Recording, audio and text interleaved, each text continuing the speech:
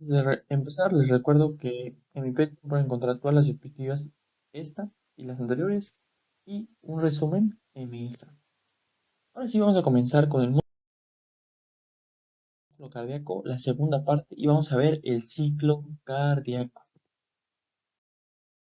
El ciclo cardíaco, comenta Guyton, que es el fenómeno, los fenómenos cardíacos que suceden entre el comienzo de un latido cardíaco y el final de este, o el inicio de otro, ¿no? Al final de cuentas. Es decir, aquí tenemos una línea del tiempo en la cual inicia un latido, ustedes siéntense ahí, el latido, pum, latido, y hay otro latido, obviamente, después de ese latido, y entre esos dos latidos se está dando el ciclo cardíaco. ¿Sí?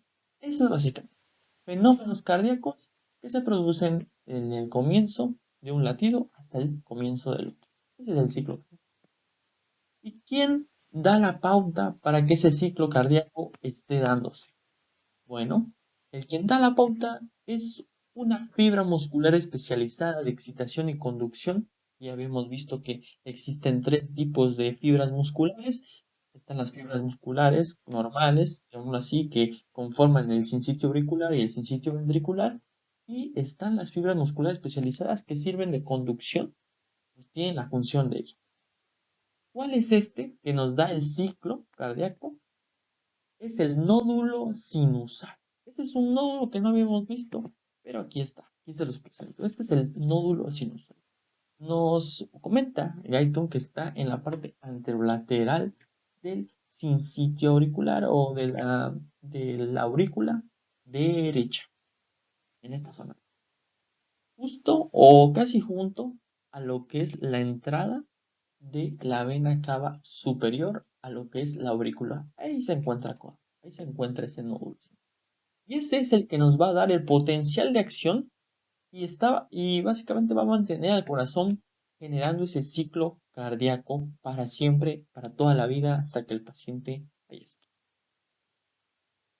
Ese potencial de acción viajará primero al sincitio auricular y posteriormente a otra fibra muscular especializada que es la aurículo-ventricular, y posteriormente ese nódulo auriculo-ventricular pasará la información o el potencial de acción hacia el sincitio ventricular. Es por eso que entre el cambio o el viaje del nódulo sinusal hacia el sincitio ventricular, aproximadamente Guyton calcula que es o se tarda 0,1 segundos en pasar ese potencial de acción de aquí hasta acá. ¿Sí? Y nos comenta Guyton y nos vuelve a recalcar que es por eso que normalmente el potencial de acción sucede aquí primero, es decir, sucede una contracción primeramente aquí y posteriormente sucede la siguiente contracción. Bueno, va viajando el potencial de acción a esta zona y aquí posteriormente sucede la contracción.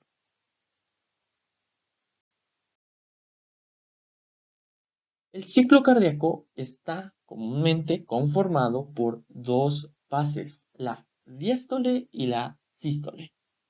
Primero, se inicia con un periodo de relajación, un periodo en el cual el corazón está a modo relajado y se llama diástole.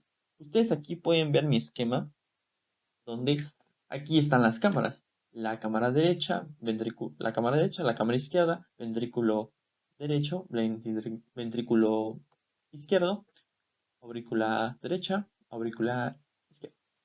Y bueno, todo está relajado, si ustedes se dan cuenta, las paredes están relajadas. Está en diástole, le decimos hacia el corazón. Pero posteriormente llega un impulso nervioso potencial de acción y se contrae. Llega la sístole. En este caso debe de haber una sístole del ventrículo. Aquí está dándose una sístole del ventrículo, pero como ya vimos, también existe una sístole o una contracción de la aurícula, pero obviamente sucede primero que la del ventrículo. Pero ahorita lo vamos a ver más adelante. El caso es saber que el ciclo cardíaco se compone de esos dos. La duración. ¿Cuál es la duración de un ciclo cardíaco normal? Bueno, la duración va a estar determinada principalmente por la frecuencia cardíaca. Y nos dicen, Guyton, que la frecuencia cardíaca es inversamente proporcional a la duración del ciclo cardíaco total.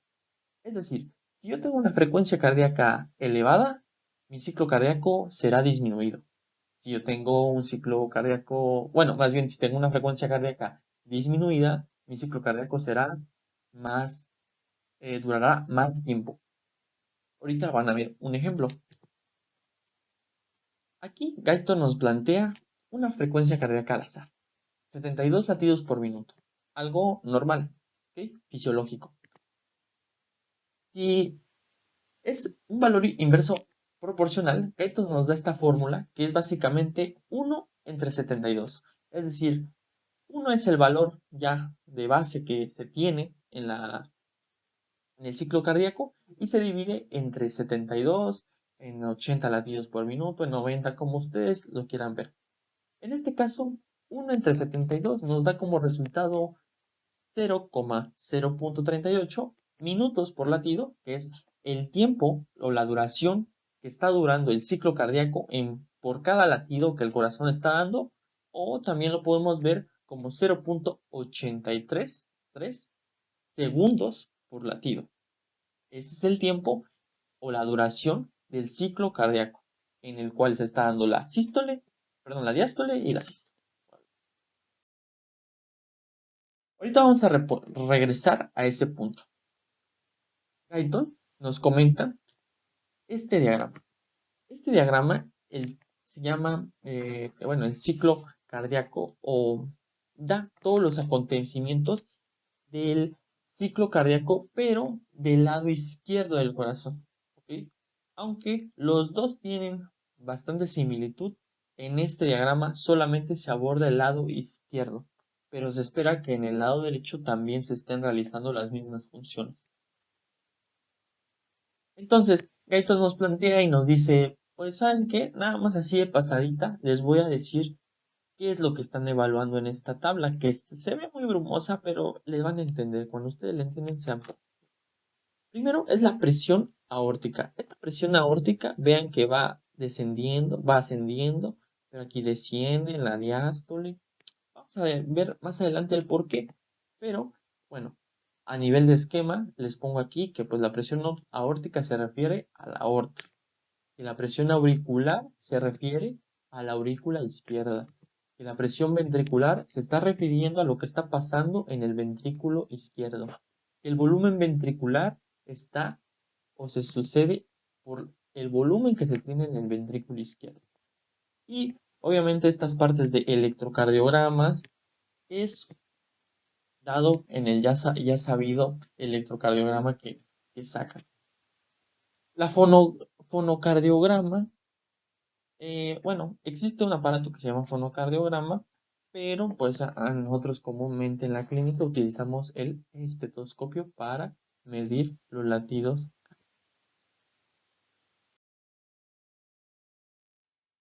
Ahora sí, lo que les comentaba, el aumento de la frecuencia cardíaca reduce la duración del ciclo.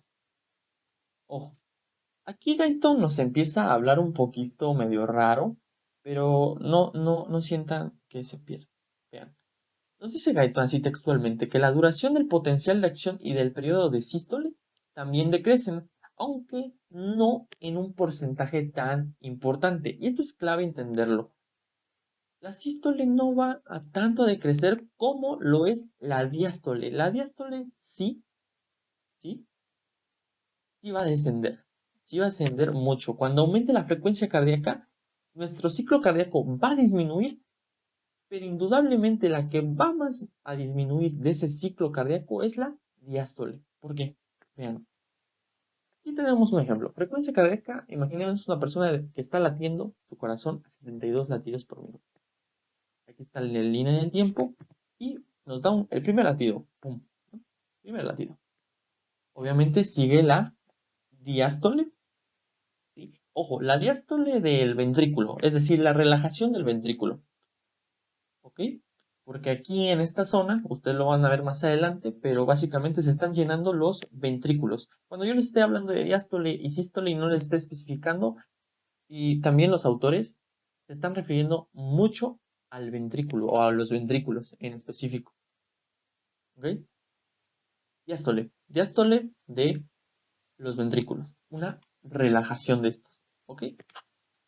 Y normalmente termina la diástole y comienza la sístole, ¿ok? Es decir, la expulsión de todo ese cúmulo que estaba en el ventrículo de sangre, ¡pum! Lo, lo bota, lo saca hacia el torrente sanguíneo o, en su caso, hacia las arterias pulmones, hacia los pulmones, ¿no? Nos comenta Guyton que de todo ese ciclo cardíaco, obviamente esto conforme el ciclo cardíaco, porque ya aquí va otro latido, de todo ese ciclo cardíaco, el sístole conforma un 0,4, pero aquí yo le puse 40%, que es lo mismo. Es decir, la sístole compone un 40% de todo el ciclo cardíaco. Y eso es importante, o se los pongo en contexto, para que ustedes vean más o menos cómo va a cambiar cuando tengamos una frecuencia cardíaca por 3, es decir, una frecuencia cardíaca aumentada. Imaginemos que ahora el paciente lo ponemos a correr, no sé, una milla, ¿no? A lo mejor el corazón empieza a latir, no sé, 200 latidos por minuto, 180 latidos por minuto, una frecuencia cardíaca doble, triple, ¿ok? ¿Cómo va a ser ese latido? Bueno, primer latido, empieza el primer latido. Aquí está nuestra barra de duración, ¿ok? Primer latido. Viene aquí la diástole y ¡pum! Se implanta la sístole, ¿ok? Se implanta la sístole, ¿ok? Y dice, ok, bueno, la diástole ya no se desarrolló como yo quería, corazón, ¿ok? Entonces, voy a intentar nuevamente, ¿no? Sigue el siguiente latido, claro, termina la sístole y sigue mi siguiente latido, que empezaría con una diástole ventricular. Diástole, ¿ok? Empieza, ¡pum! No deja que los ventrículos se llenen completamente en este aspecto y otra vez la sístole se activa, es decir, la contracción de los ventrículos se genera y nuevamente se frena un ciclo cardíaco. Se termina un ciclo cardíaco. ¿Por qué? Porque sigue otro latido y en el otro latido sabemos que empieza otro diástole y ahora sí dice va la vencida, pero en este, ¡pum! Nuevamente otra sístole interrumpe a la diástole, ¿sí? Interrumpe a la diástole y no la deja desarrollarse normalmente con su duración normal. A final de cuentas, si ustedes ven una frecuencia cardíaca aumentada, como Guyton lo dice, disminuye el tiempo de duración de el ciclo cardíaco. Vean ustedes, a tener un ciclo cardíaco tan largo como este que ustedes ven aquí, ahora se hizo muy pequeño, ¿ya ven? Se va haciendo muy pequeño. Sí, obviamente hay varios ciclos cardíacos porque hubo varios latidos, una frecuencia activada, pero la duración es la clave, ¿no? Cuando digan duración del ciclo cardíaco, sí, efectivamente, el ciclo cardíaco, el tiempo, la duración disminuye y la frecuencia cardíaca aumenta. Esto, para algunos, pues dijeron, oye, a ver, y entonces, y es que, ¿cómo es que entonces la sístole puede entrar y puede hacer lo que quiera? ¿Cómo es que la diástole no es permisible, ¿no? Bueno, esto lo vamos a ver más adelante, porque el nódulo SA o el corazón en general está también puesto y controlado por el sistema nervioso. Entonces, por ejemplo, un atleta necesita más oxígeno porque está activando a sus músculos, etcétera, etcétera. Entonces, el flujo cardíaco que debe de llegar es más intenso. Por lo tanto, el sistema nervioso, pum, activa al corazón para que lata más rápido. Y es ese sistema nervioso que va a interrumpir o va a hacer que nuestro ciclo cardíaco, la duración del ciclo cardíaco, disminuya para aumentar la frecuencia cardíaca. Pero, obviamente, tiene un problema, tiene un pero.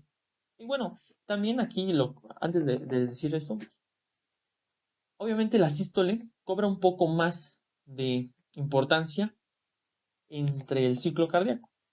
Ven que entre más frecuencia cardíaca aumentada, vean que la sístole cobra más porcentaje del ciclo cardíaco, ¿sí?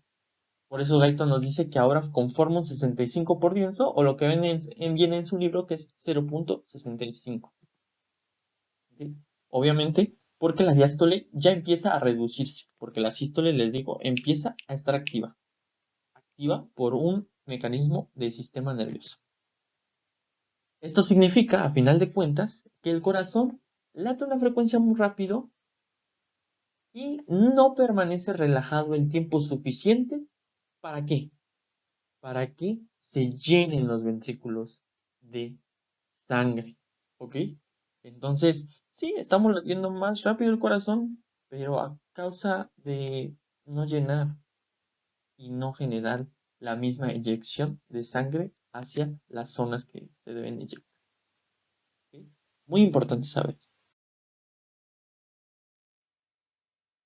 Ahora, Guyton nos habla de la relajación, de la relación entre el electrocardiograma con el ciclo cardíaco y que es muy importante en la clínica tomar un electro, saber tomarlo. Y esto es el corazón, pues, como les decía, tiene potencial de acción, al final de cuentas, energía eléctrica, voltaje eléctrico, que se puede registrar. Y esto se da a través del electrocardiógrafo, así se llama el aparatito que ustedes ven en las clínicas. Este es el aparato, puede variar, claro. Electrocardiógrafo. Este es el electrocardiógrafo y este es el electrocardiograma, es decir, las cintitas. Obviamente aquí se los pongo, aquí también está el electrocardiograma y vamos a ver más o menos, analizar los puntos. Más adelante se van a ver más a profundidad, pero aquí podemos observarlos en el comentario. Primero, la onda P. Esta onda P, ¿sí? Que se encuentra en la diástole, que sucede en la diástole. ¿Qué significa? Bueno, en la diástole, los ventrículos, vamos a pensar un poco. La diástole, les digo que cuando no se refiere a nada, la diástole significa diástole de los ventrículos. El ventrículo está relajado, pero entonces, ¿por qué hay como electricidad, no? Sucediendo. Pues porque se está sucediendo la despolarización de las aurículas, es decir, el potencial de membrana se está activando, el potencial de acción está entrando a todas esas células de las aurículas y se están despolarizando. Esa es la onda P, la onda de las aurículas. Y obviamente, cuando hay una potencial de acción, el músculo que conforma las aurículas genera la contracción, porque hay un potencial de acción que está ahí. Por lo tanto, onda P significa despolarización de las aurículas, pero también que se están contrayendo estas aurículas. Posteriormente, pasa aproximadamente de 0.16 segundos aproximadamente, que si ustedes empiezan a evaluar un poco lo que Gaito nos comentaba anteriormente, tiene un poco de sentido que sea 0.16 segundos, porque el otro nos comentaba que era 0.1 segundos para llegar al ventrículo, porque es lo que vamos a hablar, que es el complejo QRS. El complejo QRS indica, ¿qué indica básicamente? Ustedes ven que está ya cerca o llegando a la sístole. Entonces, ¿qué ha de ser? ¿Qué ha de ser estos puntos que se ven aquí, el QRS? Pues efectivamente son la despolarización ahora, pero no de las aurículas, sino de los ventrículos. Los ventrículos, cuando nosotros decimos despolarización de los ventrículos, sabemos que está pasando algo. ¿Y qué está pasando? Se están contrayendo los ventrículos. Y sí, queda muy, ahora así como dicen, muy ad hoc, o queda muy exacto, porque posteriormente sigue la sístole, es decir, esa contracción de los ventrículos. Claramente, todas las experiencias que suceden en el electrocardiograma suceden muy rápido y posteriormente siguen las acciones que sería en este caso la contracción del ventrículo que veríamos. Total. Llamamos pues sístole al final de cuentas la contracción de los ventrículos. ¿Okay? Pues, cuando vean un electro, pues ya saben que el QRS es cuando se están contrayendo los ventrículos o se está generando esa acción de contracción de los ventrículos. La onda T, para finalizar esto, a grosso modo, ¿ok? La onda T es básicamente la repolarización de los ventrículos.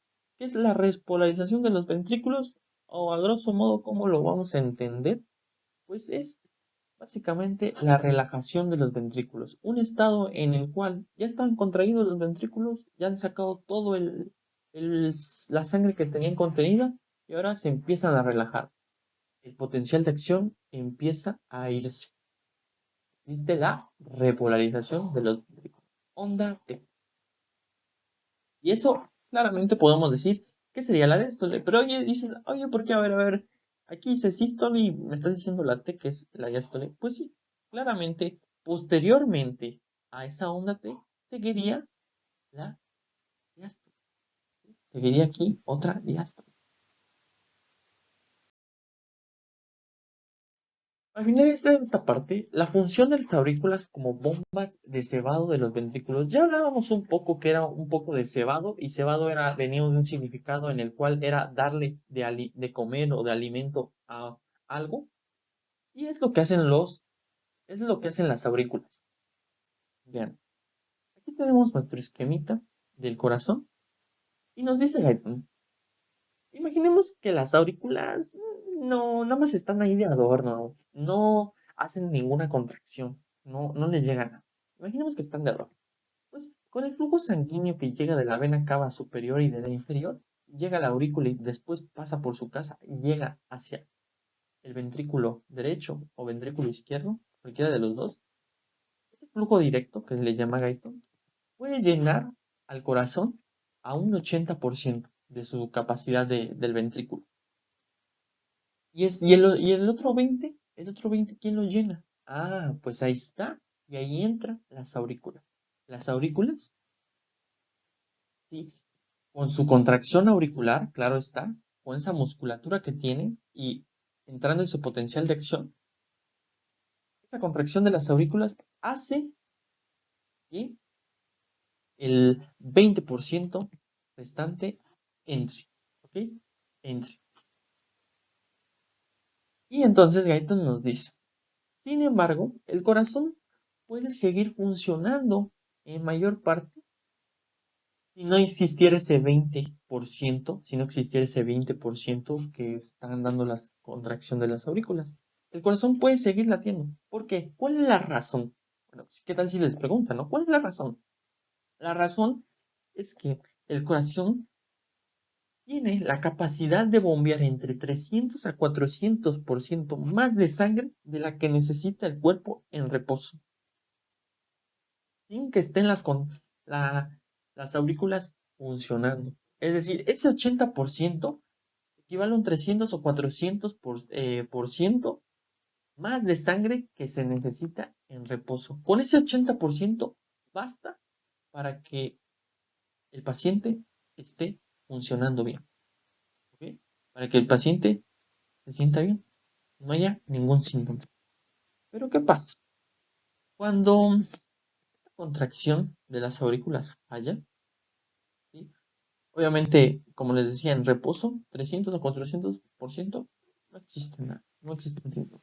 Pero le pones a correr a ese paciente que no funcionan sus aurículas, no les funcionan las aurículas, o pues ya vamos a hablar un poco de temas más adelante, pero tiene algún defecto, por ejemplo, para el vaciado de las válvulas, etcétera. Pues este paciente empieza a ver disnea. Lo pones a correr y este paciente empieza a tener disnea. La disnea, dificultad para respirar. ¿Ok? Empieza a ver agitaciones, empieza a ver una frecuencia cardíaca más elevada de lo normal. Y esto porque el cuerpo empieza a querer compensar y empezar a elevar su gasto cardíaco, su bombeo de sangre y también a hacer un intercambio gaseoso más rápido de la sangre que al final de cuentas le está llegando, que no está siendo suficiente para suministrar a todo el cuerpo. ¿Por qué? Porque solamente hay un 80%. Sí, obviamente era un 80% que en reposo cumplía las necesidades fisiológicas, pero cuando le exiges al cuerpo, cuando generas un ejercicio, que es una exigencia activa, obviamente el corazón debe de latir más rápido, debe de bombear más sangre, y toda esa sangre de ese 300 o 400% se va perdiendo en el ejercicio. y hasta más, necesita el corazón más de ese porcentaje. Por lo tanto, la disnea es que, un factor de insuficiencia cardíaca principal que se da en muchas patologías del corazón. Ahora veremos los cambios de la presión de las aurículas.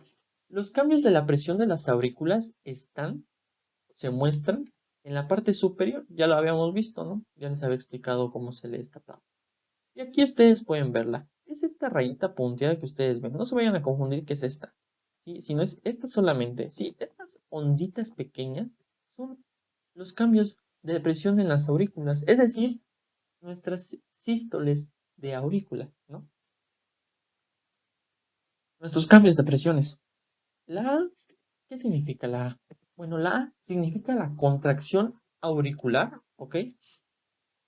Y nos dice Guyton que cuando hay una contracción auricular, normalmente puede elevarse por milímetros de mercurio de 4 a 6 en la aurícula derecha y de la aurícula izquierda de 7 a 8 milímetros de mercurio. Es decir, más en la aurícula izquierda se aumenta la presión que está adentro, obviamente por la contracción auricular. ¿Sí? Ustedes se dan cuenta que esta fase corresponde a la diástole del ventrículo, es decir, a la relajación de los ventrículos. ¿Ok? Siguiendo con esto, la C, ¿qué significaría? ¿Ok? Ya estamos en una parte de sístole, pero hay como un tipo de aumento de presión. ¿Qué es lo que está aumentando la presión? Aquí en la contracción auricular, pues digamos lo que es lógico y decir, pues sí, está aumentando la presión porque la contracción de las aurículas en las paredes está haciendo que aumente la presión. Pero la C, ¿de dónde viene esa presión externa? ¿No? Bueno, es por la contracción ventricular. A ver, ¿cómo? La contracción ventricular me va a hacer que básicamente aumente mi presión dentro de la aurícula. Sí, ¿por qué? Entonces nos comenta que es por la protusión de las válvulas aurículo-ventriculares retrógradamente. Es decir, aquí tenemos nuestro esquema. Aquí tenemos la sangre y estamos en un estado de diástole, ¿ok? En donde el cual podemos decir que estamos en una contracción auricular, ¿no? Bueno, aquí no están como tal contrayéndose las aurículas, pero están vaciando, ¿no? Entonces, cuando ya estamos en una sístole, que está en el modo C, aquí está la sístole. Y en la sístole podemos ver que las válvulas, ¿sí? Pulmonares, que es esta, y esta es la arteria pulmonar, y esta válvula que es la eh, aorta, ¿sí? Que va y aquí está la aorta, pueden ver que están abiertas y que la sangre va a fluir hacia acá. Pero las válvulas AV o auriculoventriculares, que son esta tricúspide y esta que es la mitral, están cerradas y la presión que está ejerciendo el ventrículo, obviamente aquí está aumentado, ¿sí? Aquí está aumentada la presión del ventrículo. Y usted se dan cuenta, aquí dice presión del ventrículo y aquí está aumentada, ¿no? Pero ahorita estamos viendo la presión auricular. Esa leve aumento de presión, ese punto C, es simplemente porque la sangre choca contra las válvulas auriculoventriculares y las hace hacia atrás. Y ese simple choque genera que se aumente la presión. Simplemente por eso. Por eso. Solamente por eso. Hace la sístole ventricular y simplemente la protusión de esas válvulas aumenta su presión. Aumenta la presión de las aurículas. ¿Ok? Ese es el punto. Ahora el último cambio de presión de las aurículas, la última onda, es la V. La V. La V sucede, o básicamente sucede al final de la sístole ventricular y es dada y significa el final de la contracción ventricular. Y esto es provocado por un flujo lento de la sangre de las venas. Ojo, de las venas. Esto ya no va a ser del ventrículo, ya ese aumento de la presión de las aurículas ya no es provocado por la sístole, sino es provocado porque las aurículas se empiezan a llenar. nuevamente, se empiezan a llenar nuevamente y les empieza a llegar sangre. ¿De dónde? De las venas, ya sea la vena cava inferior, la vena cava superior o del lado izquierdo de las venas pulmonares. ¿Sí? De estos lados. Así es. Entonces ahí tenemos las ondas A, C y B de la aurícula. Si ustedes se dan cuenta, son muy leves porque por la presión no varía mucho. Ahora vamos a ver qué pasa en los ventrículos en todo este ciclo cardíaco. Ya vimos qué pasa con las aurículas, pero ahora vamos a ver qué pasa con los ventrículos. Nos dice el primer subtema: ventrículos se llenan en sangre durante la vida. Pero antes, Gayton nos comenta que antes de la sístole o cuando está sucediendo la sístole, ya lo sabemos, que hay una contracción ventricular y está la expulsión de la sangre, la apertura de las válvulas, son las semilunares que se llaman, y estas válvulas de aquí, la aórtico y la pulmonar, y está sucediendo la salida de sangre hacia ese lado. Obviamente las válvulas auriculoventriculares, que es la tricúspide y la mitral, están cerradas.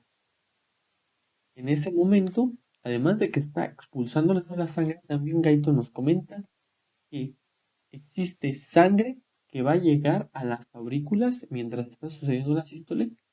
Va a llegar sangre a las aurículas, a las dos. Recordemos que este esquema es del lado izquierdo, entonces enfocamos un poco más del lado izquierdo.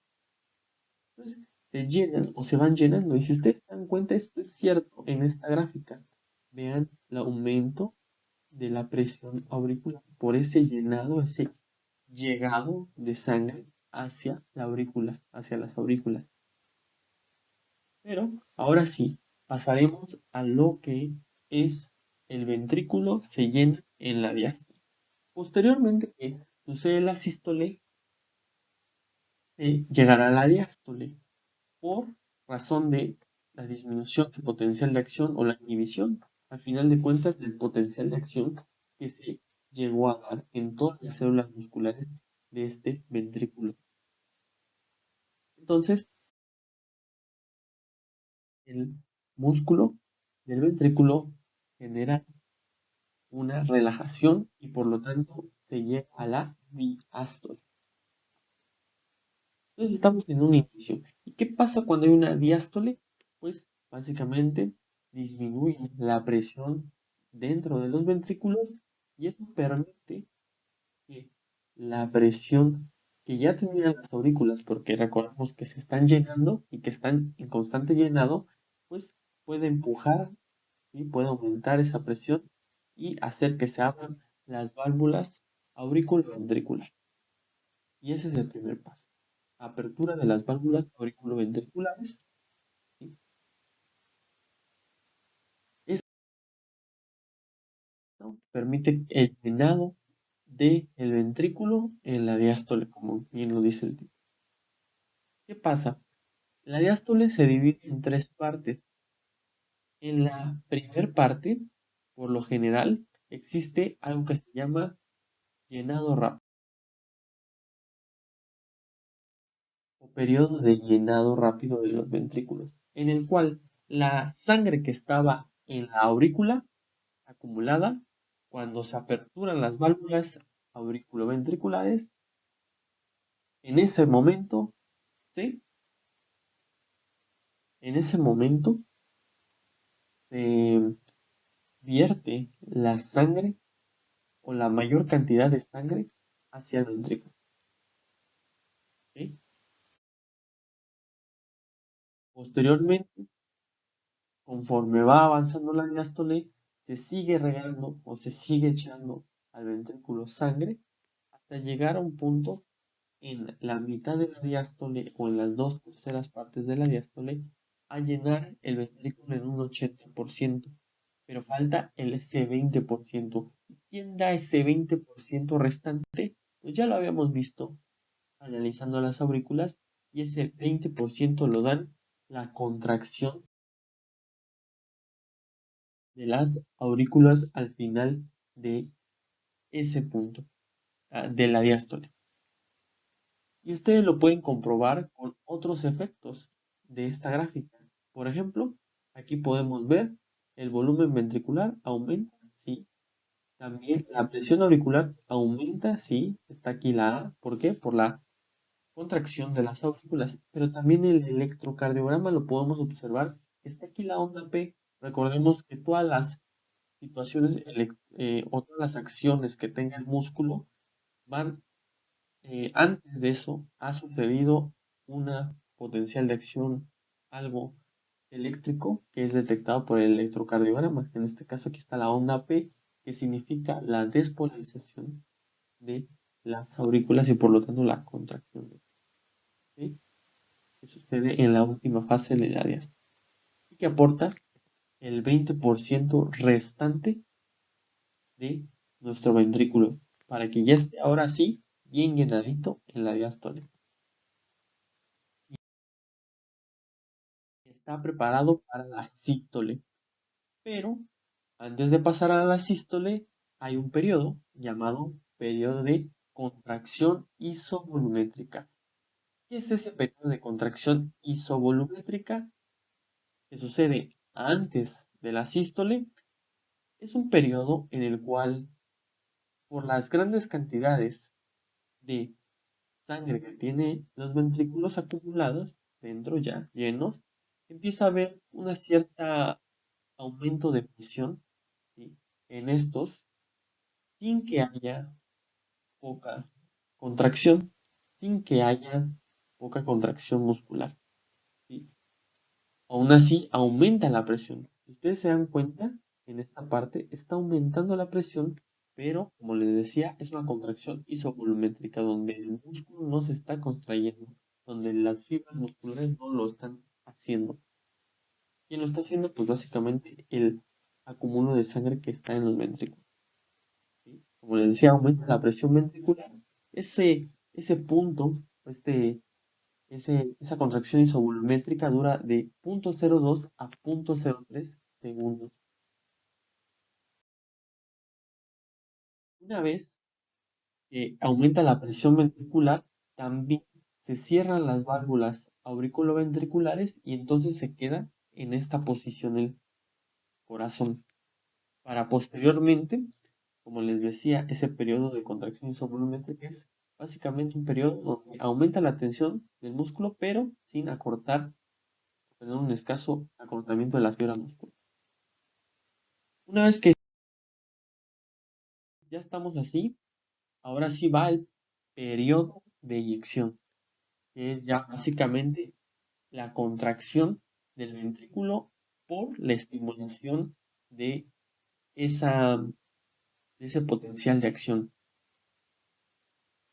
¿Cuándo sucede aproximadamente? Bueno, sucede aproximadamente cuando el ventrículo izquierdo alcanza una presión de 80 milímetros de mercurio y el ventrículo derecho de 8 milímetros de mercurio. Cuando la contracción del ventrículo genera ese aumento de la presión a estos niveles que ustedes ven acá, generan o hacen que las válvulas semilunares, es decir, la pulmonar y la aórtica, puedan aperturarse, porque ahorita vamos a ver que tienen una característica estas válvulas. Grábense bien esta presión, 80 milímetros de mercurio en el ventrículo izquierdo. ¿Por qué? Porque está relacionada mucho a la presión arterial, sí, a esa cosa que hacemos diariamente con el manguito, ¿sí? Nos ponemos el estetoscopio para medir la presión arterial. 80 milímetros de mercurio tiene básicamente que tener dentro el ventrículo para poder romper básicamente la presión que se ha generado aquí en las válvulas y romperlo y poder salir esa sangre. Obviamente lo hace a través de la contracción ventricular. Se aperturan, ¿ok? Y es ahora sí el periodo de eyección. El periodo de eyección es importante saber que no toda la sangre de los ventrículos es expulsada, ¿sí? Solamente el 60% es expulsada. El 40% se queda como reserva, ¿ok? Y ese 60% es expulsado paulatinamente en la sístole, ¿sí? No se, básicamente en la sístole no se expulsa de un solo golpe, sino que paulatinamente va expulsándose ese 60% de sangre. Así como en la diástole se va llenando poco a poco, pues en la sístole se va a expulsar poco a poco. Es por eso que Gaito nos dice que en el primer tercio del periodo de eyección, o el primer tercio de la sístole, perdón, se expulsa la mayor cantidad de sangre. De ese 60% de sangre que se debe de sí o sí expulsar, el 80% se expulsa en el primer tercio de la sístole y el restante, es decir, el 30%, ¿sí? Aproximadamente, se expulsa en los últimos 2 tercios, ¿ok? Es decir, ese 60%, el 30% se expulsa en los 2 tercios.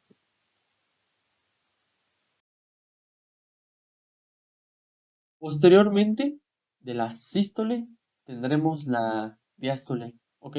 Pero antes hay un proceso que se llama periodo de relajación isovolumétrica. Así como había un periodo de contracción isovolumétrica, que es básicamente antes de la sístole, aquí hay un periodo de relajación isovolumétrica, el cual es antes de la diástole, ¿ok? Acuérdense bien, ¿no? Relajación, ok, diástole, isovolumétrica, ok, entonces tiene que ver que está antes de suceder una diástole. Entonces, ¿cómo consiste esa relajación isovolumétrica? Pues es dada básicamente por la repolarización de los ventrículos. Es decir, el potencial de acción empieza a desaparecer, empieza a dejar de estimular a los ventrículos. Y si ustedes se dan cuenta, en el electrocardiograma lo podemos observar, porque la onda T habíamos recordado y habíamos dicho que funge como función o nos indica que se han repolarizado los ventrículos.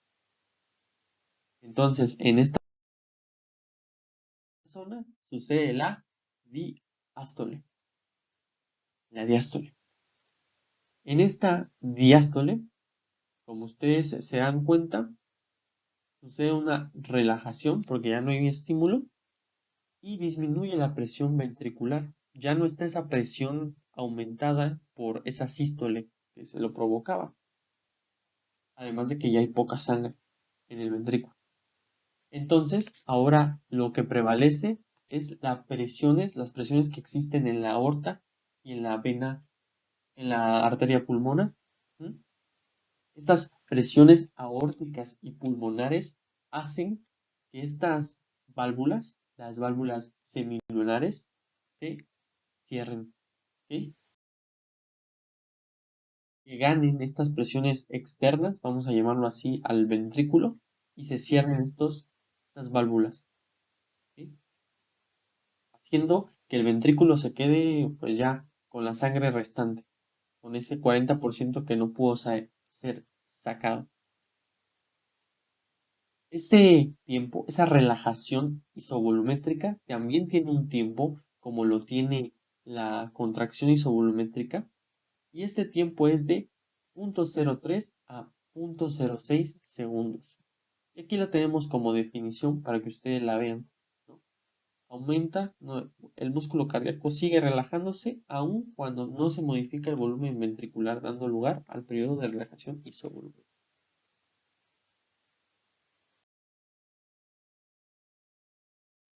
Por último, vamos a ver el volumen telediastólico, el volumen telesistólico y volumen sistólico.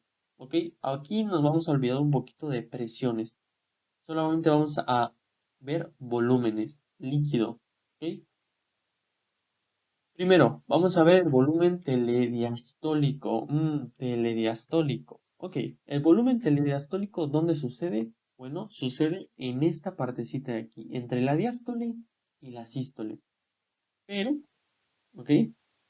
Pero ¿por qué sucede o qué significa el volumen telediastólico?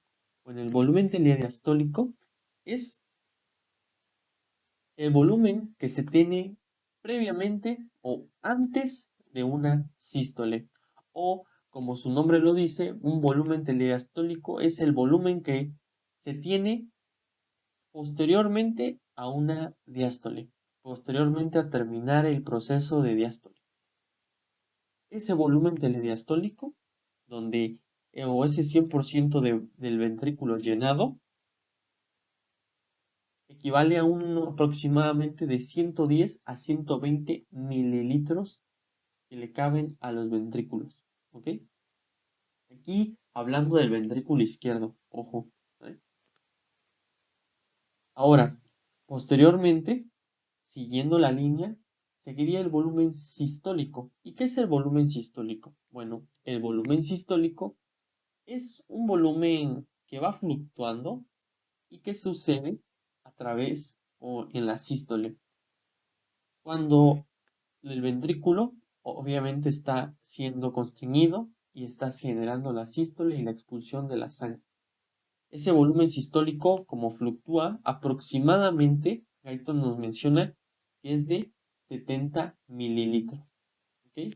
Y va fluctuando, obviamente porque va saliendo la sangre y va disminuyendo los mililitros. Pero el volumen sistólico aproximadamente es de 70 mililitros en el ventrículo. Posteriormente sigue otro volumen que es importante saber, que es el volumen telesistólico. El volumen telesistólico, como su nombre lo dice, va posterior a una sístole. ¿Ok? Volumen telesistólico. Y si ustedes se dan cuenta, el volumen telesistólico, como tal, es el resultado o es la finalización de una sístole y es el volumen que queda de remanente en el ventrículo posterior a una sístole. ¿Y cuánto es ese remanente? Pues hasta lo podemos calcular si ustedes quieren. Y Guyton nos dice que aproximadamente es de 120 mililitros, 110 mililitros el volumen telediastólico y el 60% de este es expulsado, pues aproximadamente el volumen telesistólico, Guyton nos dice que es de 40 a 50 mililitros aproximadamente. Ese es el volumen que queda posterior a una sístole. Algo importante a saber, la fracción del volumen telediastólico que es propulsada y que ya no está, obviamente, se denomina fracción de eyección. Es decir, el volumen que es expulsado en la sístole, ojo, en la sístole, se llama fracción de eyección. Ese 60% del 100% que se llenó aquí el ventrículo, ese 70% le llamamos fracción de eyección. De hecho, Guyton nos lo comenta y nos dice, es 0.6 o también llamado 6 por 60%. Y esto es muy importante en la clínica, lo van a ver en cardiología, cuando les digan, es que tenemos una insuficiencia cardíaca con una fracción de eyección disminuida, aumentada o normal, ¿no? Una fracción de eyección está indicando cuánto es la cantidad de sangre que efectivamente el corazón está expulsando en una sístole. Fracción de eyección. 60% del volumen telediastólico, es decir, digámoslo así, antes de una sístole, previamente a una sístole, antes de una sístole, esa fracción de eyección, ¿cuánto será? ¿Sí? Y básicamente son 60%, lo que va a sacar de ese volumen telediastólico. Y posteriormente, al sacar esa fracción de eyección, En el volumen telesistólico solamente quedará el remanente, los 40%, de 4 a 50 mililitros. Pero también Guyton nos dice, ¿sabes qué? A veces el corazón puede contraerse con tanta capacidad, con tanta fuerza, que en la sístole puede a lo mejor no expulsar una fracción de eyección del 60% de sangre, sino a lo mejor de un 70, de un 80, haciendo que el volumen telesistólico, es decir, después de una sístole, sea mucho menor, de 10 a 20 mililitros. También, cosa contraria que pasa, es que en el volumen telediastólico puede ser aún mayor, de 110 a 120 mililitros, puede ser mayor, puede ser de 150 a 180 mililitros. Esto principalmente porque a las aurículas les ha llegado más sangre que puede ser incluida o puede ser metida a los ventrículos y así aumentar el volumen telediastólico, es decir, el volumen que es posterior a una diástole, posterior a un llenado. Por último, Guyton nos comenta que al aumentar el volumen telediastólico y disminuir el volumen telesistólico o lo que queda, ¿sí? Lo que queda en la sangre, lo que queda en un ciclo cardíaco, básicamente, podemos hacer aumentar el volumen sistólico, es decir, el volumen que es expulsado, perdón, el volumen que es contenido, ¿sí? O que se queda contenido. Ahora, cambiando de tema, vamos a ver algunas características de las válvulas auriculoventriculares, de las auriculoventriculares y de las semilunares. Existen 4 válvulas en el cuerpo, en el corazón. Las primeras son las válvulas auriculoventriculares que conforman, o cuáles son, pues son las tricúspide que conforman o están entre la aurícula derecha y la aurícula, el ventrículo derecho, y lo que es la mitral, la válvula mitral, que conforma el lado izquierdo, el ventrículo y la aurícula. Estos, ¿cuáles son su función? Principalmente impedir el flujo retrógrado de la sangre desde los ventrículos hacia las aurículas durante una sístole. Es decir, estos aurículas hacen, perdón, estas válvulas van a hacer que mientras hay una sístole, el flujo simplemente pase o llegue hacia hacia la aorta y hacia la arteria pulmonar, que no refluye hacia la aurícula. Esa es su función de las válvulas auriculoventriculares. Y de las válvulas semilunares que la conforman, la pulmonar y la aórtica, su misión o su función es impedir el flujo retrógrado desde la arteria aorta o de la arteria pulmonar hacia los ventrículos cuando existe una diástole. Es decir, cuando el ventrículo se está llenando por la apertura de las válvulas mitrales o de la tricúspide, las válvulas semilunares van a estar cerradas porque esa es su misión, estar cerradas, para que esa sangre que está a nivel sistémico corriendo o a nivel eh, pulmonar no refluya y no afecte el llenado del ventrículo.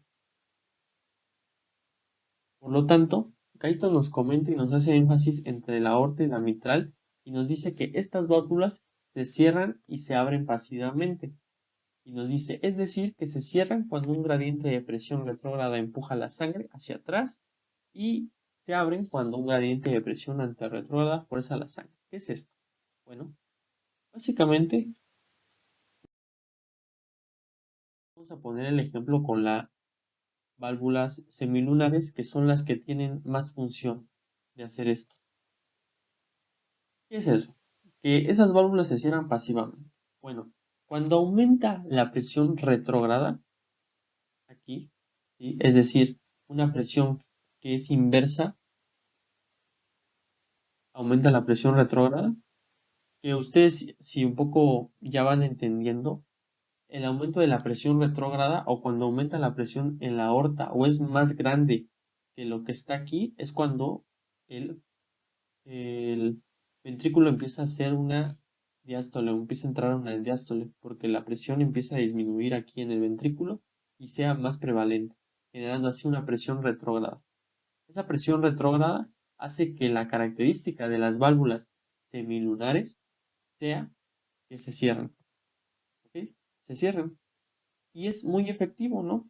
Porque a final de cuentas ya estamos en una diástole aquí en el ventrículo y ahora simplemente falta aperturar la válvula mitral.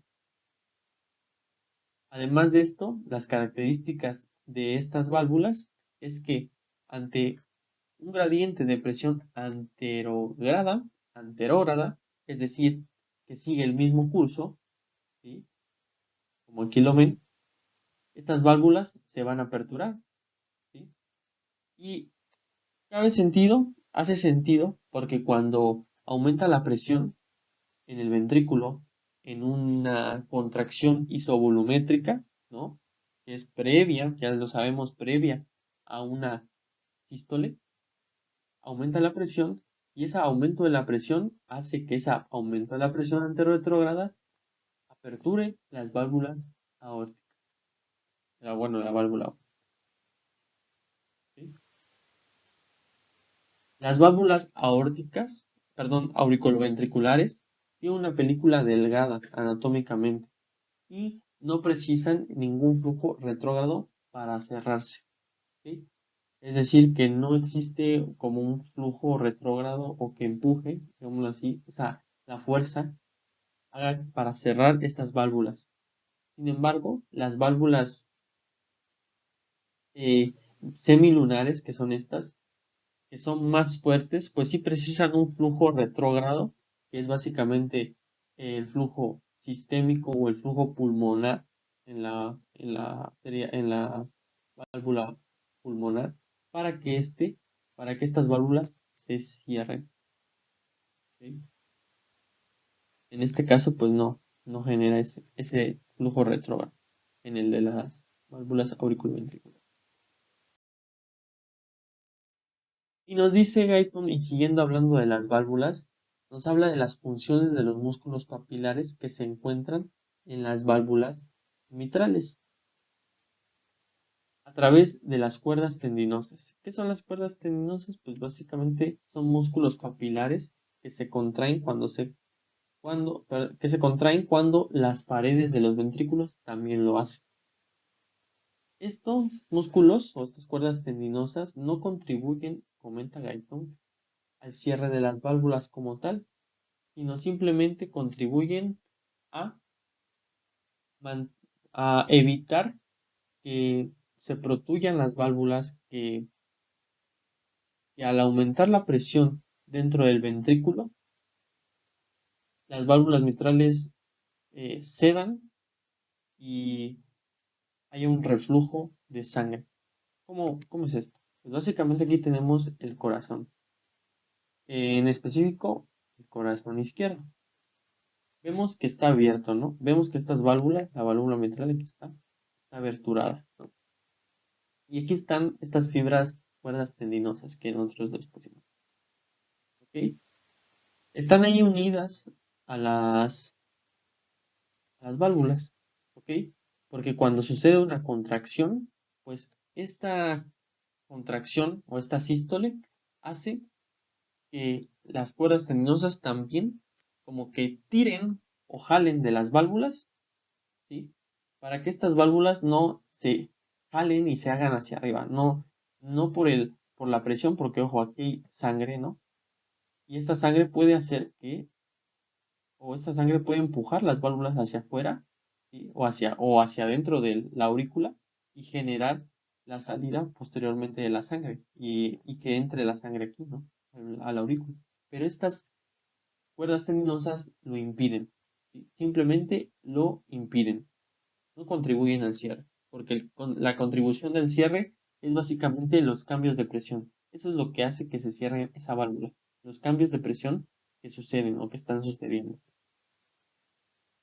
Entonces, cuando nos dice Guyton, cuando hay una incapacidad de las cuerdas tendinosas, ¿sí? O una lesión de estas cuerdas tendinosas para contraerse, se genera una insuficiencia en estas válvulas para cerrarse en la sístole, ¿ok?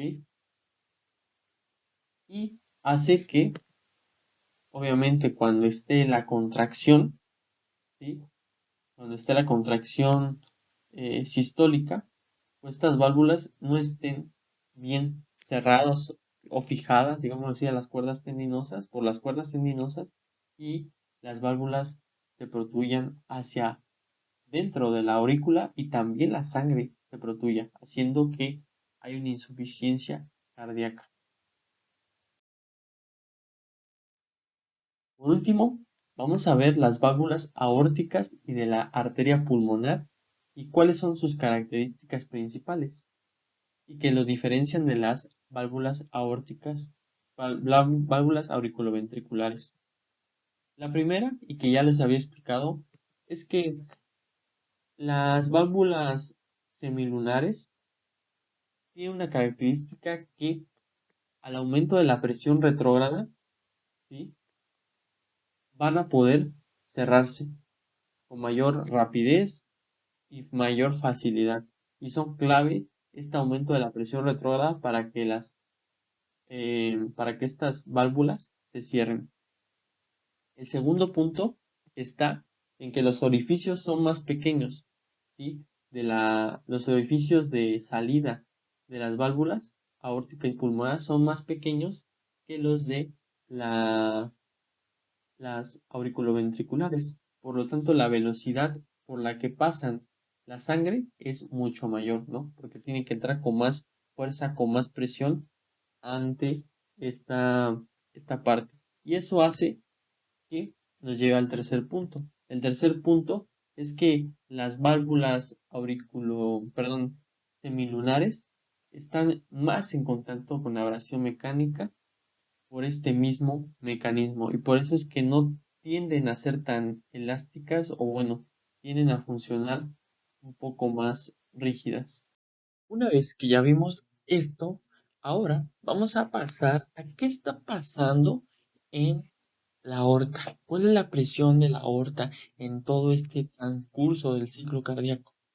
Bueno, nos vamos a enfocar principalmente en el esquema, que ya sabemos cómo es, pero solamente nos vamos a enfocar en la presión aórtica y la presión ventricular.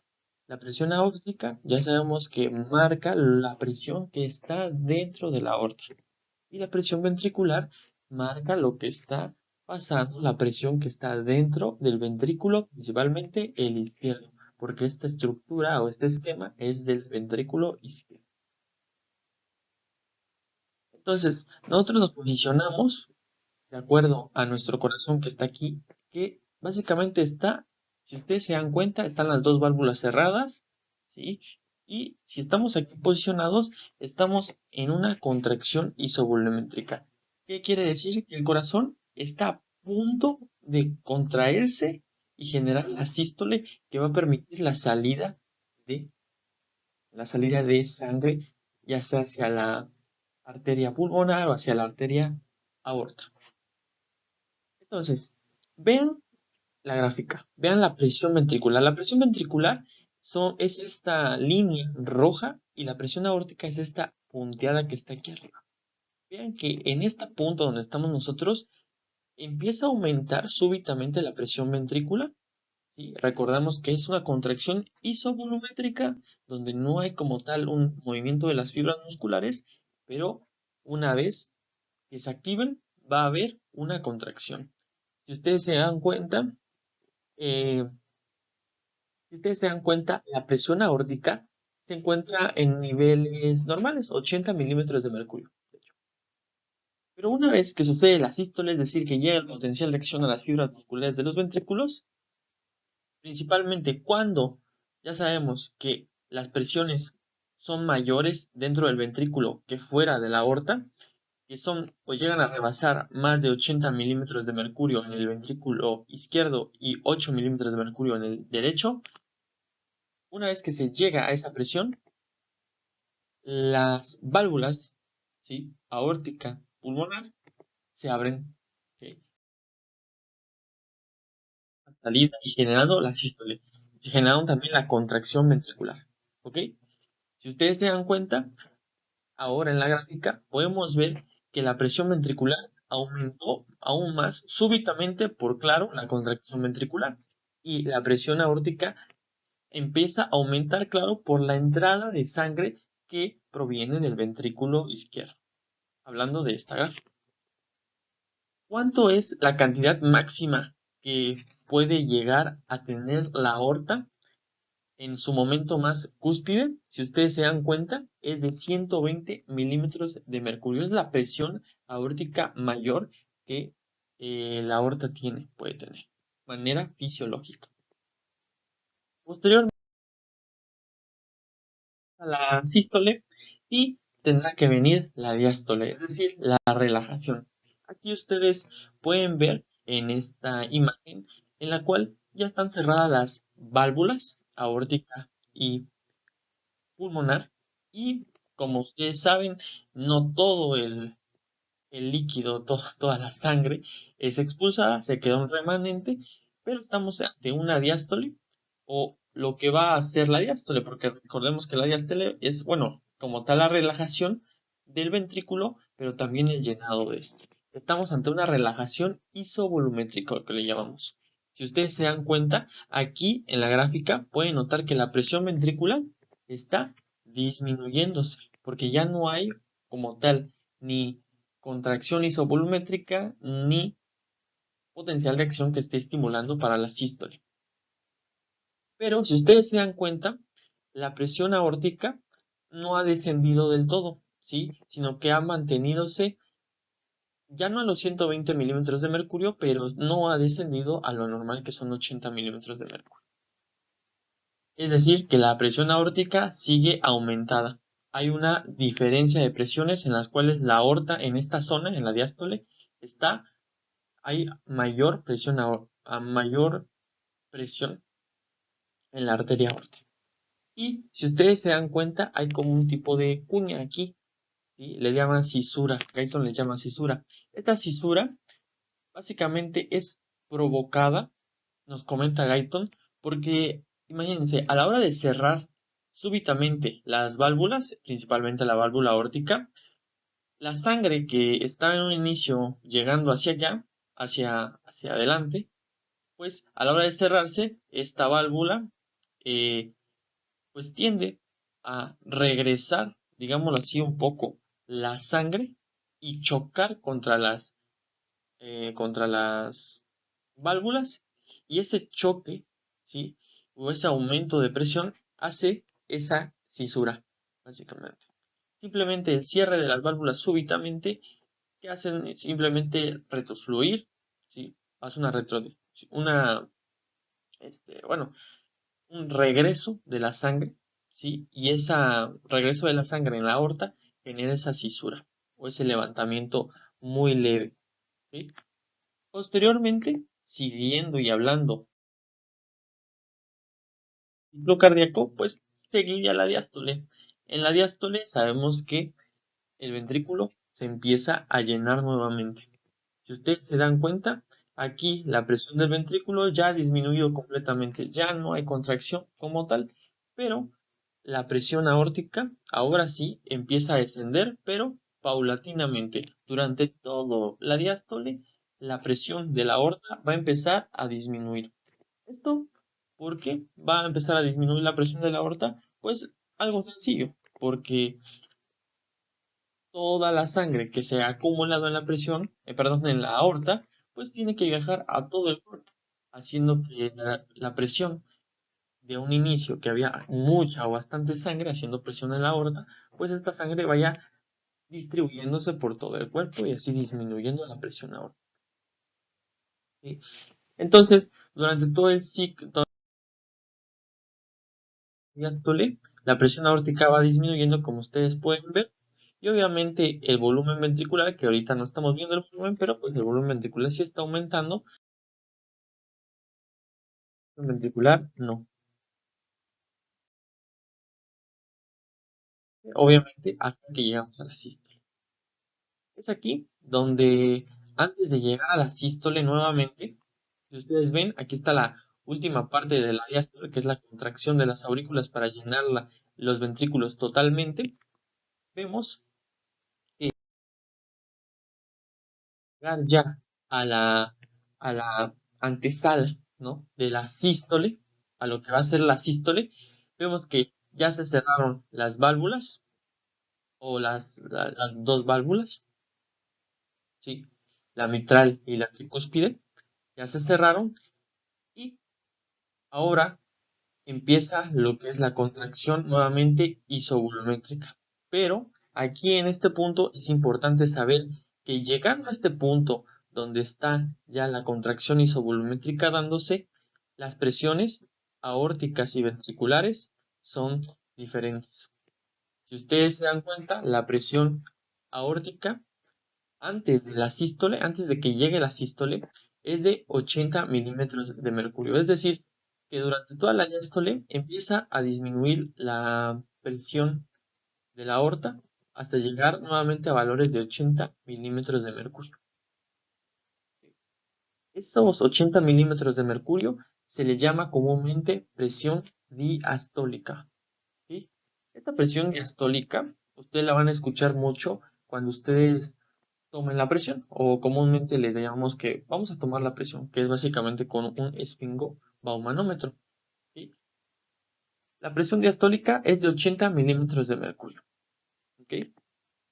Nos dice Guyton que es 2/3 la presión máxima que puede recibir o que puede estar dando las arterias aorta, o la arteria aorta, que es de 120 milímetros de mercurio, que obviamente recordamos que esa presión solamente sucede durante una contracción ventricular.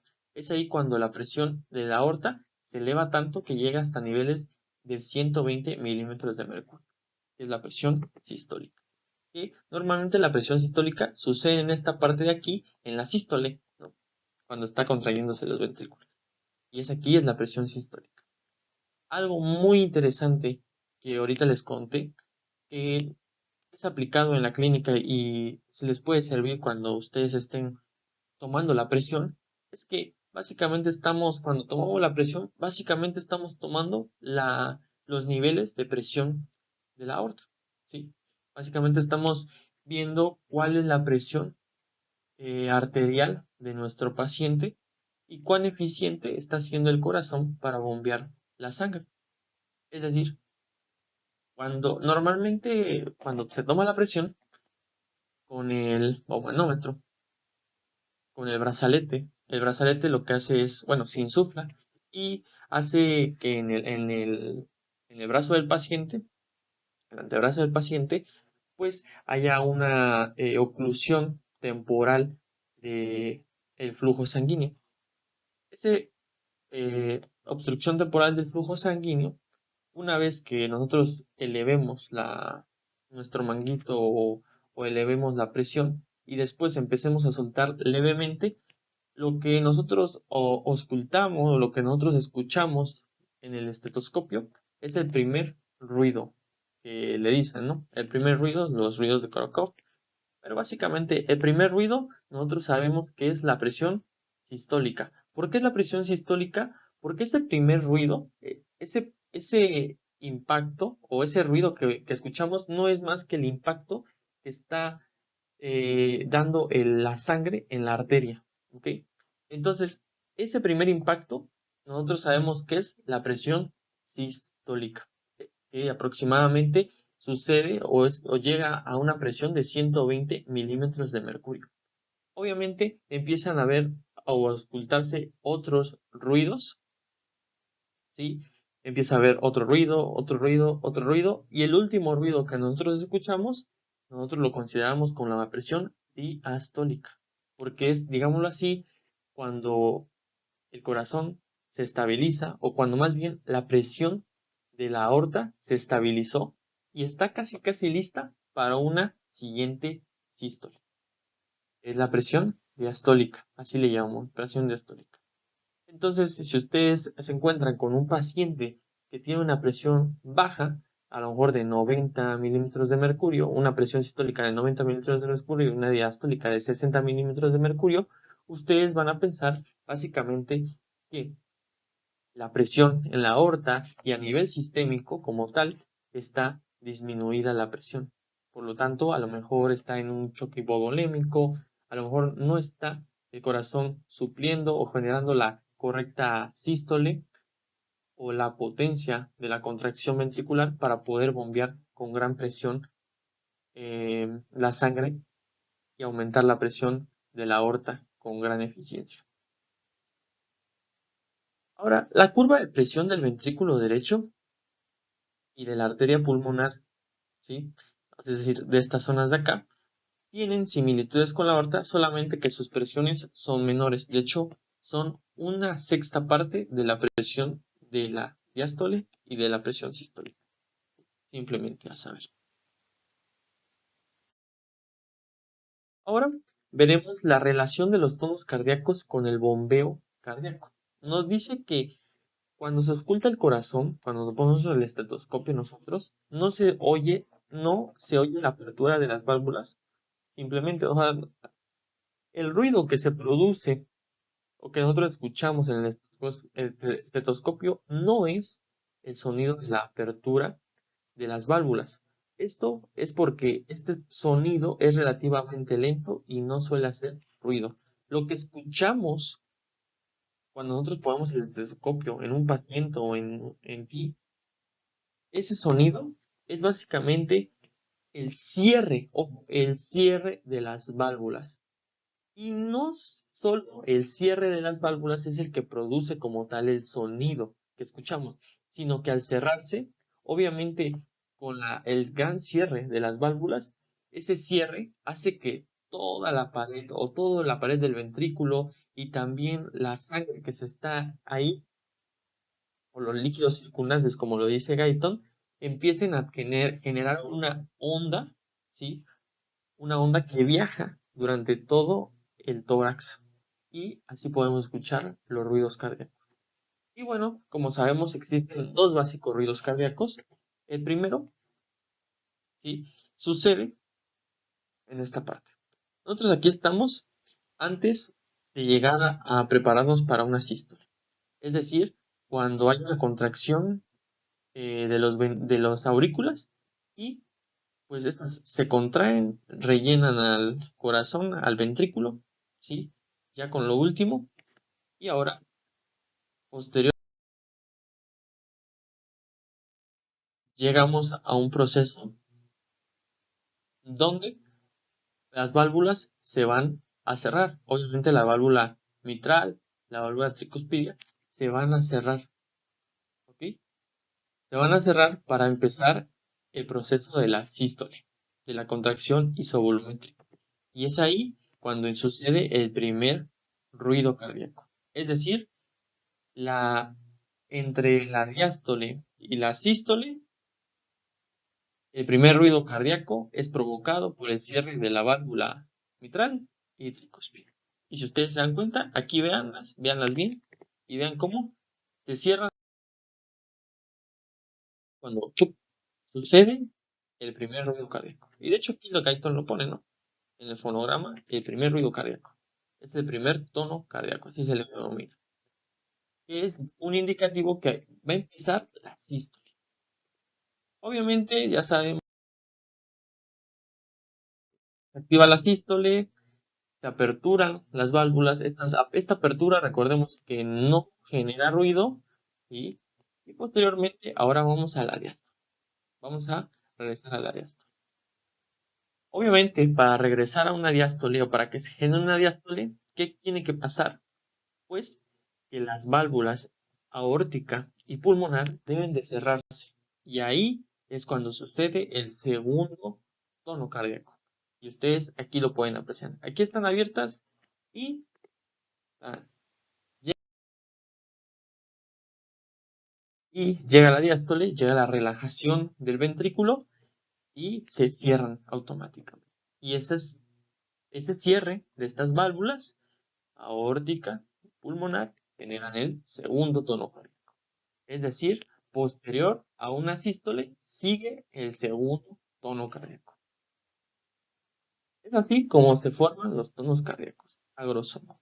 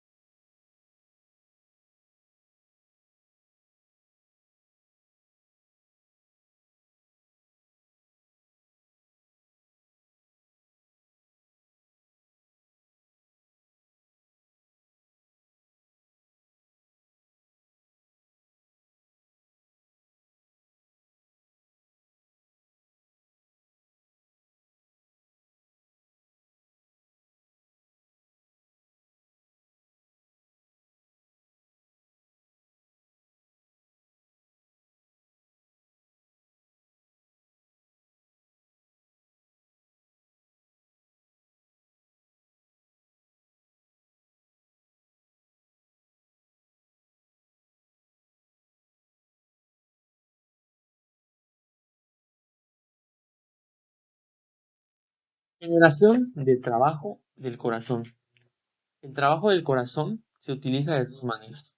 Es decir, toda esa energía que se convierte en trabajo se utiliza de dos maneras en el corazón. La primera y la principal que utiliza el corazón es mover la sangre desde las venas de baja presión hacia las arterias de alta presión. Es decir, aquí encontramos un corazón en el cual está en una sístole, ¿sí? En este momento sabemos que se rellenan las aurículas mientras está la sístole, ¿sí? Pero también la sístole es o conlleva a este trabajo del corazón principal de mover la sangre de las venas de baja presión hacia las arterias de alta presión. Ese es el primer punto que utiliza el corazón o que utiliza el trabajo del corazón. Mover la sangre desde las arterias de baja presión que le llegan hacia las arterias de alta presión, principalmente la aorta, hablando de la aorta, ¿no? Esto se le llama trabajo externo o trabajo volumen-presión, ¿sí?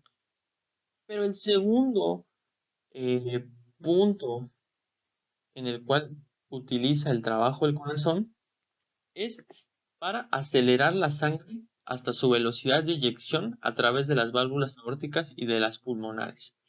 Esto, como tal, este trabajo es como de una inercia proveniente de este que se generó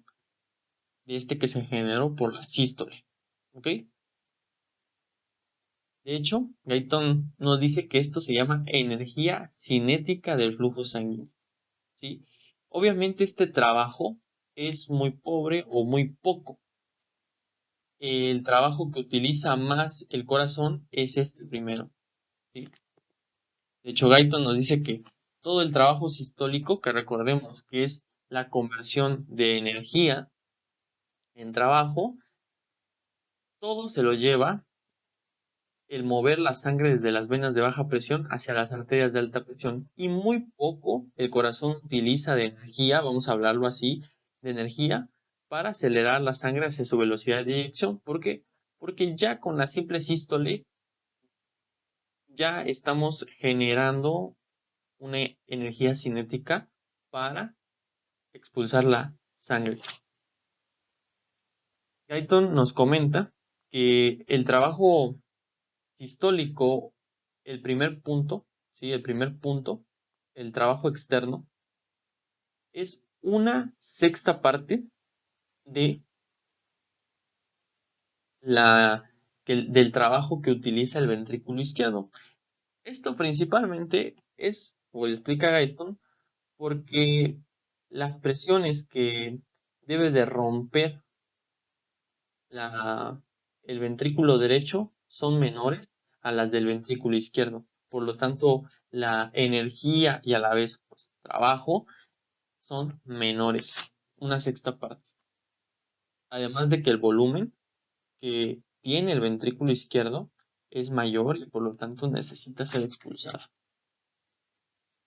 Sobre el segundo punto en el que se utiliza el trabajo del corazón, es decir, de la aceleración de la sangre, nos dice que la energía cinética del flujo sanguíneo solamente ocupa en el trabajo sistólico del corazón 1%, porque como les decía, básicamente el trabajo externo hace toda la chamba, hace todo el trabajo, ¿sí? La energía cinética es proporcional a la masa de sangre que se expulsa, ¿sí? A toda la masa que se ha expulsado, que se expulsa multiplicada por el cuadrado de la velocidad de eyección. Eso es energía cinética.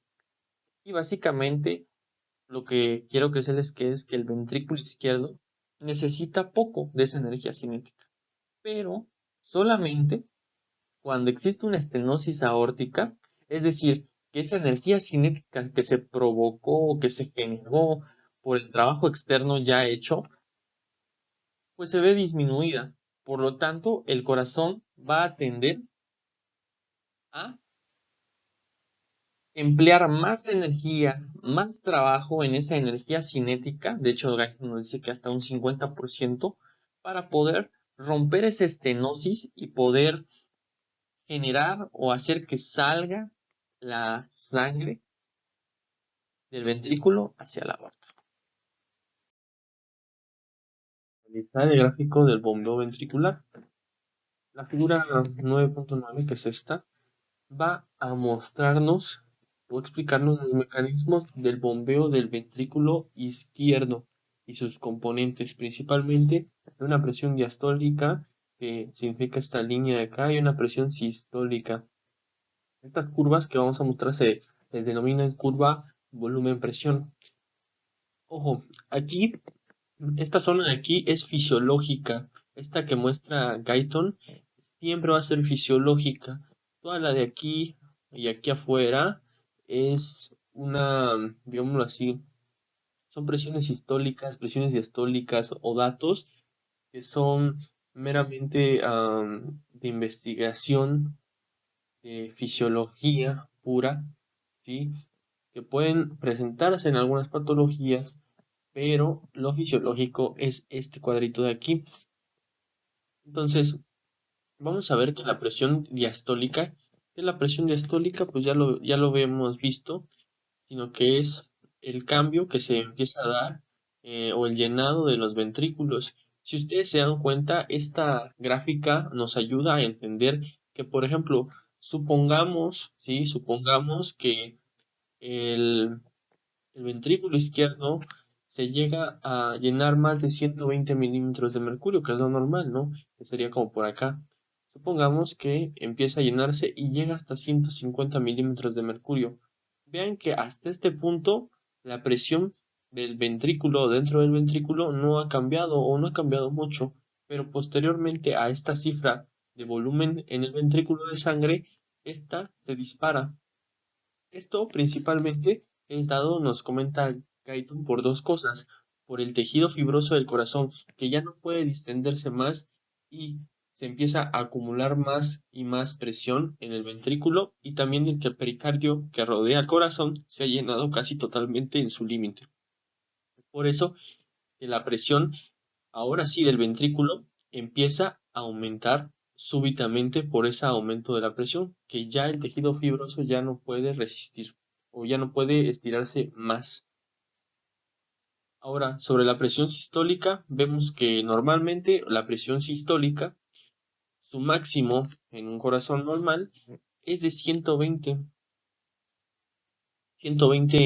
eh, milímetros de mercurio. ¿Sí? Si ustedes se dan cuenta, aquí está 120 milímetros de mercurio, pero en experimentos pueden o se han visto que esa presión sistólica puede llegar hasta un máximo de 250, 270 milímetros de mercurio, como se ve en esta zona, pero posteriormente a esta ya no puede ascender más la presión, ya no, la fuerza del corazón ya no puede generar una presión sistólica más fuerte. Esto principalmente se da porque los filamentos de actina están muy, muy separados, ¿sí?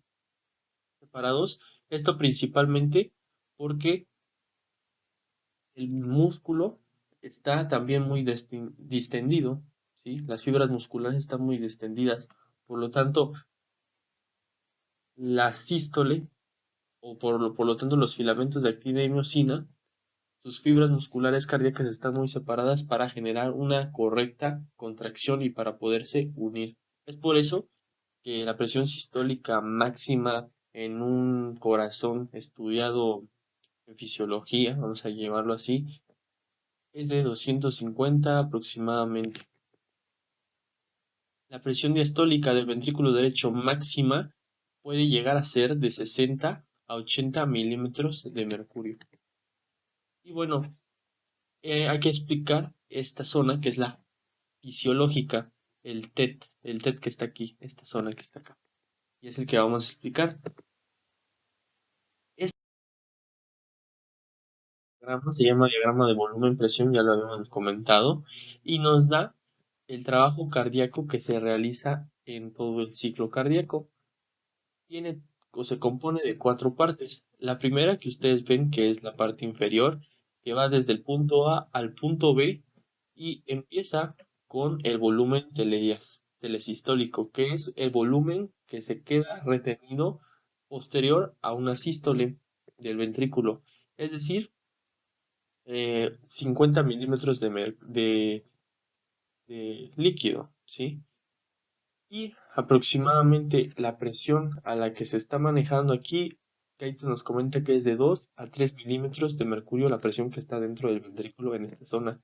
Pero posteriormente sabemos que sucederá la diástole en la cual empezará a entrar líquido, empezará a entrar sangre hacia el ventrículo y este ventrículo va a adoptar más volumen y también más presión, como se ve en esta zona, ¿no? Va a empezar a aperturarse lo que ya comentábamos. Este, por lo tanto, se llama la fase uno o periodo de llenado, para posteriormente llegar a al volumen telediastólico. El volumen telediastólico es el volumen que se queda o el volumen que está posterior a una diástole, que es aproximadamente de 120 milímetros de mililitros, perdón, mililitros. Y aproximadamente la presión a la cual está dentro del ventrículo es de 5 a 7 milímetros de mercurio. Eso del A al B, pero posteriormente sigue la fase 2. La fase 2, o también llamada periodo de contracción isovolumétrica, es lo que ya comentábamos, en los cuales como tal no hay una contracción del ventrículo, sino que simplemente las fibras empiezan a distenderse y eso empieza a hacer que el ventrículo empiece a tener una contracción y aumento de la presión súbita, como ustedes lo pueden observar. Eso se llama contracción isovolumétrica y hace que la presión dentro del ventrículo llegue hasta 80 milímetros de mercurio, obviamente con el mismo líquido, con el mismo volumen, ¿sí? Esto hace que al llegar a una cantidad que es 80 milímetros de mercurio y más, aperture las válvulas aórticas, porque estamos hablando del ventrículo izquierdo, y genere así la contracción del ventrículo y se genera la sístole, o también el periodo de eyección o fase 3. Vean que el periodo de eyección hace que la presión del ventrículo se eleve súbitamente hasta un máximo, por ejemplo, de 120 milímetros de mercurio. Además de que la salida de volumen también llegue a empezar a disminuir en el ventrículo, ¿sí? Obviamente por la salida de la sangre. En la fase 4, en esta fase 4, lo que podemos observar es la relajación del ventrículo, en la cual es la fase 4 o periodo de relajación isovolumétrica, en el cual se cierran las válvulas aórticas y súbitamente la presión dentro del ventrículo empieza a descender. Obviamente, a lo largo de toda la sístole, el volumen del ventrículo ha disminuido y por lo tanto tenemos un volumen residual, vamos a llamarlo así, o también llamado volumen telesistólico, de 50 mililitros, perdón, de agua, de sangre. Y es así como se conforma el diagrama. Todo esto se llama trabajo cardíaco externo neto. El trabajo cardíaco externo neto es lo que necesita el corazón para generar energía. ¿Sí? En estudios experimentales, la contracción cardíaca de este diagrama se va a utilizar para calcular el trabajo cardíaco. Y cuando el corazón bombea grandes cantidades de sangre, el área de este diagrama puede hacerse mucho más grande. ¿Cómo es esto? Pues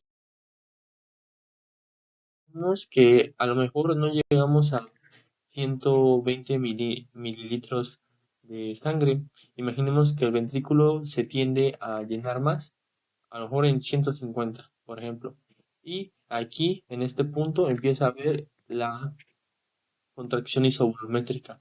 Y posteriormente, al llegar y a romper esos 80 milímetros de mercurio, sucede la contracción sistólica.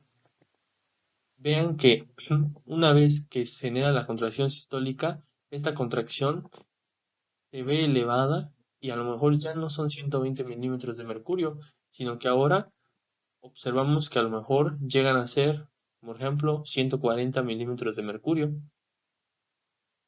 Obviamente, esa presión puede o no hacer que el corazón expulse más sangre, es decir, que esta línea puede que a lo mejor no regrese a los 50 mililitros, a un volumen telediastólico de 50 mililitros, sino que a lo mejor por la fuerza que está implicada el corazón, esta gráfica o esta línea, imaginemos que se recorre un poco para acá, ¿no?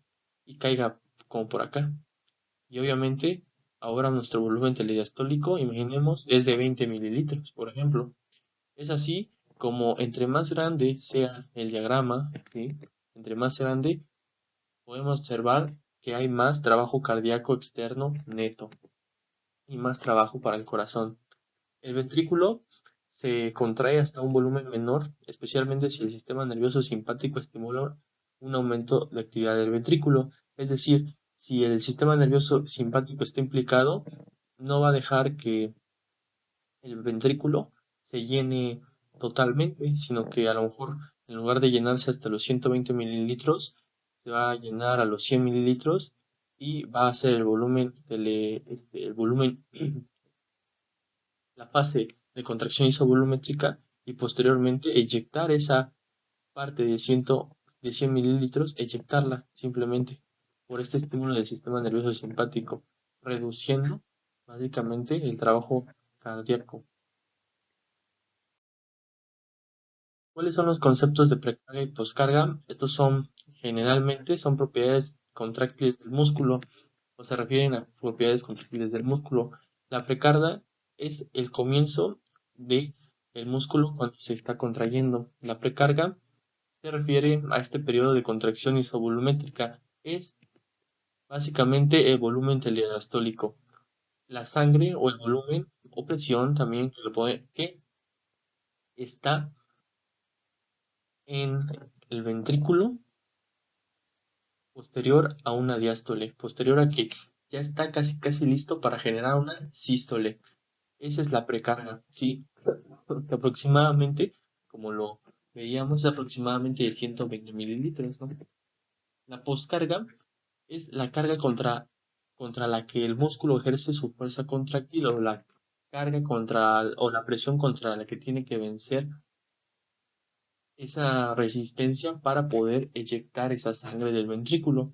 La poscarga principalmente está relacionada al periodo, a la fase 3 o al periodo de eyección, o también al volumen sistólico, es decir, el volumen que el corazón eyecta hacia afuera, en este caso hacia la aorta. Es el volumen sistólico y ya sabemos aproximadamente que es de 70 mililitros, ¿sí? Esa es la poscarga, que básicamente es la sístole o el volumen sistólico.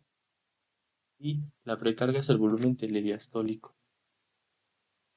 A veces, como les decía, se va a considerar que la poscarga es la resistencia de la circulación en lugar de su presión, es decir, la resistencia que tiene que vencer el cuerpo para romper la presión que está afuera en la circulación. Es de gran importancia estos dos conceptos porque pueden estar disfuncionales, la precarga o la poscarga, en ciertas patologías.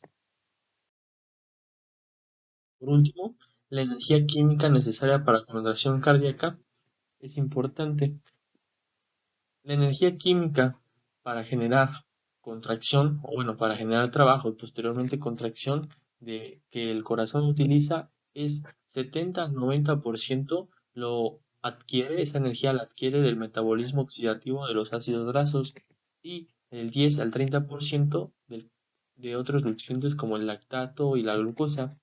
Entonces, para generar ese ciclo cardíaco o es todo lo que ustedes ven, el TE, se necesita esa energía química. Por lo tanto, se necesita esto, ¿ok? Para mover todo, para generar esto, para generar este trabajo, esta contracción, etcétera, se necesita esta energía química. Nos comentan del EP. El EP es una energía potencial o energía potencial que es un trabajo adicional que podría realizarse por contracción del ventrículo si éste debería vaciarse por completo cuando la sangre en la cámara está en contracción. Es decir, lo que les comentaba, que por ejemplo, si el corazón genera una contracción muy fuerte, tanto es la fuerza de contracción que en lugar de sacar o tener un volumen sistólico, una recarga, una poscarga, perdón, de 70 mililitros, sea a lo mejor de más, un de 100 mililitros, ¿no? Por ejemplo. Entonces hace que ya en nuestra gráfica se empiece a desviar y empiece a lo mejor quedar en el ventrículo en su porción o en su volumen telesistólico, a lo mejor en 25 mililitros. Y eso va a hacer que llegue o caiga en la energía potencial, ¿ok? El consumo de oxígeno también ha demostrado que es casi proporcional a la tensión que se produce en el músculo cardíaco durante la contracción, multiplicado por la duración de tiempo durante la cual persiste la contracción. Esto que les acabo de decir es igual al índice de tensión-tiempo. Y hay que saberlo porque el índice de tensión-tiempo es igual o proporcional al consumo de oxígeno del miocardio. Es decir, si la tensión que se produce en el músculo cardíaco durante la contracción o la capacidad para romper esa tensión está aumentada, esto principalmente de la tensión que produce el músculo cardíaco se da principalmente fisiológicamente en la sístole, pero también en algunas patologías como la estenosis de la aorta, por ejemplo, puede aumentar esa tensión o presión en el músculo cardíaco para romper esa tensión y hacer que el índice de tensión-tiempo aumente y por lo tanto el consumo de oxígeno en el miocardio también aumente. Además de esto, la tensión que se produce en el músculo cardíaco durante la contracción multiplicado por el diámetro del ventrículo generan o están proporcionalmente relacionadas al consumo de oxígeno del miocardio. Por lo tanto, si el diámetro del ventrículo está muy grande, ¿sí? Como en algunas patologías, como lo es la miocardiopatía dilatada, el consumo de oxígeno del miocardio también va a ser posible, también va a aumentar el consumo de oxígeno del miocardio. Ahora, la eficiencia de la contracción cardíaca, principalmente todo esto, ¿sí? Es energía química, pero la vamos a convertir en trabajo, ¿sí? ¿Cuánto porcentaje de energía se convierte en trabajo puro?